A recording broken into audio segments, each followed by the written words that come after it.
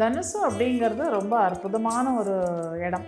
இதில் பிறந்தவர்கள் ரொம்ப உயர்ந்த மனிதர்களைப் போல நல்ல ஒரு மதிப்பிற்குரிய மரியாதைக்குரியவர்களாக இருப்பார்கள். இவங்களுடைய 7ஆம் இடம் மிதுனம் ரெட்டைப்பட ராசி. அப்போ இரு திருமணங்கள் அப்படிங்கிற ஒரு போக்கு கொண்டு வந்துடும். ஓகே, ஸோ அதை அவாய்ட் பண்ணுறதுக்கு நம்ம ஏற்கனவே சொன்ன மாதிரி ஒரு உழைப்பாளிகள் இவங்கெல்லாம். அதனால் இவங்களுக்கு எந்த துறையில் விட்டாலும் அங்கே போய் நல்ல வேலை செஞ்சு அதில் முன்னுக்கு வருவாங்க. கொஞ்சம் கொஞ்சமாக முன்னுக்கு வருவாங்க. லைஃப்பில் அவங்களோட பயங்கரமான ஹார்ட் ஒர்க்னால அவங்க முன்னுக்கு வருவாங்க. இப்போ தனுசு ராசிக்காரங்க அப்படின்னு எடுத்துக்கிட்டால் அவங்களுடைய திருமண வாழ்க்கை எப்படி இருக்கும்? ஏன்னா இதுவும் ஒரு நெருப்பு ராசி, தத்துவ ராசி அப்படின்னு கேள்விப்பட்டிருக்கோம். ஸோ தனுசு ராசிக்கு எப்படி இருக்கும்? தனுசு அப்படிங்கிறது ரொம்ப அற்புதமான ஒரு இடம். அது காலச்சக்கரத்தின் 9ஆம் இடம், பாக்யஸ்தானம், குருவுடைய வீடு. அப்போ நிச்சயமாக இது ஒரு மிக சிறப்பான ஒரு லக்னமாக இதை சொல்லலாம் தனுசுங்கிறது. இதில் பிறந்தவர்கள் ரொம்ப உயர்ந்த மனிதர்களைப் போல நல்ல ஒரு மதிப்பிற்குரிய மரியாதைக்குரியவர்களாக இருப்பார்கள். இவங்க எப்போவுமே ஒரு கோட்பாட்டுக்குள்ளே தான் இவங்க இருப்பாங்க. அந்த கோட்பாட்டை மீறி இவங்க வாழ்க்கையை நடத்த மாட்டாங்க. அது மாதிரி எதிராளிகளும் அப்படி இருக்கணும் அப்படின்னு எதிர்பார்ப்பாங்க. அதுதான் இவங்களுக்கு ஒரு சிக்கல். இருந்தாலும் இவர்கள் மிகவும் ஒரு மதிப்புக்குரிய அந்த சமுதாயத்தில் ஒரு ரெஸ்பெக்டபுளாக இருப்பாங்க. இவங்களுக்கு திருமண வாழ்க்கை அப்படின்னா இவங்களுடைய 7ஆம் இடம் மிதுனம். இப்போ மிதுனம்ங்கிறது புதனுடைய வீடு இல்லையா? அப்போது தனுசுங்கிறது குரு, மிதுனம்ங்கிறது புதன். அப்போ இவங்க 2 பேருக்கும் ஈகோ கிளாஷ் எப்போவுமே உண்டு. ஏன்னா குரு ஆல்ரெடி நாலேஜ் அவர்கிட்ட இருக்குது, நாலேஜ் பேங்க் இருக்குது அவர்கிட்ட. மிதுனம் புதன்கிறது படிக்கிறது, த ப்ராசஸ் ஆஃப் லேர்னிங்னு சொல்லுவாங்கல்ல.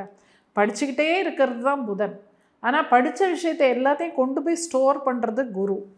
அப்போது இவங்க 2 பேருக்கும் எப்போவுமே ஒரு கிளாஷ் இருக்கும். குருவுக்கு புதனுடைய தேவை இல்லை, அவசியம் இல்லை. ஆனால் புதனுக்கு குருவுடைய தேவை உண்டு. ஏன்னா அவர் படித்ததெல்லாம் கொண்டு போய் எங்கேயோ ஒரு இடத்துல வைக்கணும்ல, அதனால். ஸோ இவங்க 2 பேருக்குள்ளே கிளாஷ் உண்டு. இருந்தாலும் மனைவி அப்படிங்கிறவங்க நல்ல ஒரு அறிவாளியாக தான் இருப்பாங்க, புத்திசாலியாக இருப்பாங்க. ஏன்னா புதன்னாலே உங்களுக்கு அறிவு அப்படின்னு கொண்டு போயிடுறோம் இல்லையா? ஸோ இவங்களுக்குமே பார்த்திங்கன்னா ரெட்டைப்பட ராசி. இவங்களுடைய 7ஆம் இடம் மிதுனம் ரெட்டைப்பட ராசி.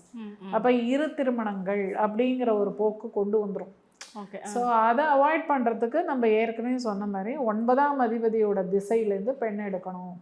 அப்போ 9ஆம் அதிபதி உங்களுக்கு யாருன்னா சூரியன், சிம்மம். அப்போ சிம்மத்தினுடைய சூரியனுடைய திசைங்கிறது கிழக்கு. அப்போ கிழக்குலேருந்து ஒரு பெண் எடுக்கணும் அப்படின்னு ஒரு கோட்பாடு உண்டு உங்களுக்கு.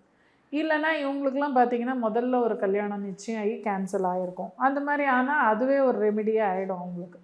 இல்லை பார்த்ததே ஒரு பொண்ணு தான், ஒரு கல்யாணம் தான் ஆயிருக்கு அப்படின்னா இன்னொரு இது வராமல் இருக்கிறதுக்கு வேறு ஏதாவது மருமாங்கல்யம் அந்த மாதிரி விஷயம் பண்ணணும். ஸோ அந்த ஒரு ரிஸ்க்கு இவங்களுக்கு உண்டு. ஓகே, பொதுவாகவே பார்த்திங்க அப்படின்னா தனுசு ராசி இன்னொரு தனுசு ராசி சேர்க்கக்கூடாது, அப்படி பிரச்சனை வரும் அப்படின்னு சொல்கிறாங்க. இது உண்மையா மேடம்? இது தனுசுக்கு மட்டும் இல்லை, தனுசு 2 உபயங்களை சேர்க்கக்கூடாது. இந்த உபய ராசின்னு சொல்கிறது இந்த 4 கார்னரில் இருக்கும் இல்லையா? புதனுடையதும் குருவுடையதும், அதாவது கன்னி, தனுசு, மீனம், மிதுனம், இது 4மே 4 கார்னரில். அப்போ இவங்க ஜென்ரலாகவே இவங்களுக்குள்ளே ஒத்து போகாது. நான் இப்போ கொஞ்ச நேரத்துக்கு முன்னாடி சொன்ன மாதிரி குருவுக்கும் புதனுக்கும் ஒத்து போகாது. அப்போ இது மாதிரி 2 பேரை சேர்த்து வைக்கிறது அவ்வளோ சிறப்பு இல்லை. நீங்கள் தனுசு சொல்கிறீங்க, தனுசு மிதுனம், இல்லை தனுசு கன்னி, இல்லை மீனம் இது தனுசு, இப்படி இவங்களுக்குள்ளேயே எக்ஸ்சேஞ்ச் பண்ணிக்கிறது அவ்வளோ சிறப்பு இல்லை.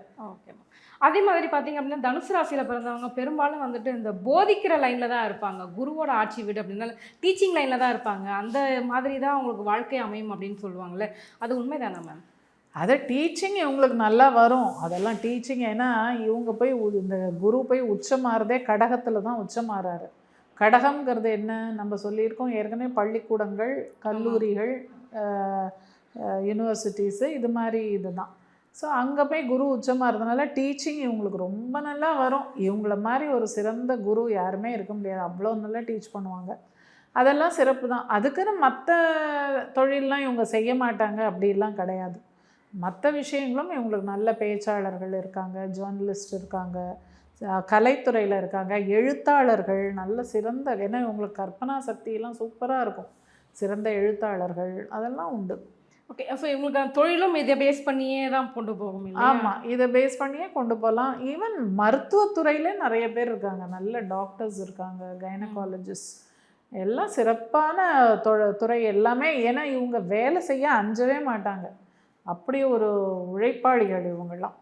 அதனால் இவங்களுக்கு எந்த துறையில் விட்டாலும் அங்கே போய் நல்ல வேலை செஞ்சு அதில் முன்னுக்கு வருவாங்க, கொஞ்சம் கொஞ்சமாக முன்னுக்கு வருவாங்க. லைஃப்பில் அவங்களோட பயங்கரமான ஹார்ட் ஒர்க்னால அவங்க முன்னுக்கு வருவாங்க.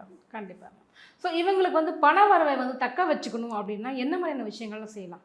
அதாவது இவங்க என்ன பண்ணலாம் அப்படின்னா, இந்த சாமானிய மக்கள்லாம் இருக்காங்க இல்லையா, கூலி வேலை பார்க்குறவங்க, தினக்கூலி வேலை செய்பவர்கள், அப்புறம் வந்து இந்த சுகாதார பணியாளர்கள்லாம் இருக்காங்கல்ல, இப்போது நம்ம ரோட்லலாம் பெருக்கிறவங்க, க்ளீன் பண்ணுறவங்க, அந்த மாதிரியான சுகாதார வேலை செய்பவர்களுக்கெல்லாம் இவங்க ஏதாவது உதவி பண்ணலாம். அவங்களுக்கு ஒரு நல்ல ஏதான அவங்களுக்கு வேண்டிய ஒரு விஷயத்தை வாங்கி கொடுக்கறது பண்ணுறது. ஏன்னா சனியோட காரகம், இவங்களுடைய தனஸ்தானம் மகரம் இல்லையா, அப்போ சனி பகவானுடைய காரகத்தை எடுத்து அதுக்குண்டான சில விஷயங்கள்லாம் இவங்க பண்ணாங்கன்னா அதெல்லாம் இவங்களுக்கு நல்ல ஒரு மேன்மையை கொடுக்கும்.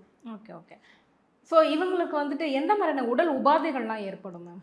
இவங்களுக்கு பார்த்திங்கன்னா இவங்களுக்கும் அதே தான், த்ரோட்டு ப்ராப்ளம் இருக்கும், இல்லைன்னா அந்த எப்போவுமே அந்த த்ரோட்டில் ஒரு இரிட்டேஷன் இவங்களுக்கு இருந்துக்கிட்டே இருக்கும். இந்த தனுசு லக்னம் நீங்கள் எத்தனை பேரை வாட்ச் பண்ணியிருக்கீங்கன்னு தெரியாது, அடிக்கடி அந்த தொண்டையை சரி பண்ணிக்கிட்டே இருப்பாங்க, அப்படி இப்படி பண்ணிக்கிட்டே இருப்பாங்க. ஸோ அந்த மாதிரி த்ரோட்டில் ஏதோ ஒரு பிரச்சனை இருக்கும். அதே மாதிரி உங்களுக்கு லங்ஸ் சம்மந்தப்பட்ட நுரையீரல் சொல்கிறோம்ல, நுரையீரல், ஹார்ட்டு, இந்த மாதிரி ப்ராப்ளம்ஸு இவங்களுக்கு வரும். நீர் சேர்றது, லங்ஸில் நீர் கோத்துக்கிறது, ஆஸ்துமா, வீசிங், அந்த மாதிரி இதெல்லாம் இவங்களுக்கு வரும். ஓகே.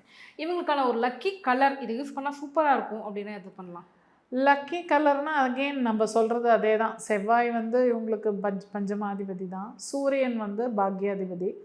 அப்போது இந்த சிகப்பு, இளம் சிவப்புன்னு சொல்கிறோம்ல, ஆரஞ்சு, இது மாதிரி கலர்ஸ் இவங்களுக்கு நல்லாயிருக்கும். ஓகே. Lucky number? லக்கி நம்பர்னால் இவங்களுக்கு வந்து பெட்டர் 1ஆம் நம்பர் எடுத்துக்கிறது நல்லது இவங்களுக்கு. ஏன்னா சூரியன் பாக்யாதிபதி இல்லையா, அந்த நம்பர் எடுத்துக்கலாம். ஓகே. ஜென்ரலாக செவ்வாயை வந்து நம்ம அவாய்ட் பண்ணிடலாம். ஏன்னா செவ்வாய் வந்து ரொம்ப ரௌத்ரம், ஆக்ரோஷம், ஒரு என்ன சொல்கிறது, கோபங்கள்லாம் நிறைய வரும். ஸோ அதை வந்து நம்ம ஆக்டிவேட் பண்ணாமல், சூரியன் வந்து பாக்யாதிபதிங்கிறதுனால அவரை இது பண்ணிக்கலாம், 9ஆம் நம்பர் எடுத்துக்கலாம், சாரி 1ஆம் நம்பர் எடுத்துக்கலாம். கண்டிப்பாக.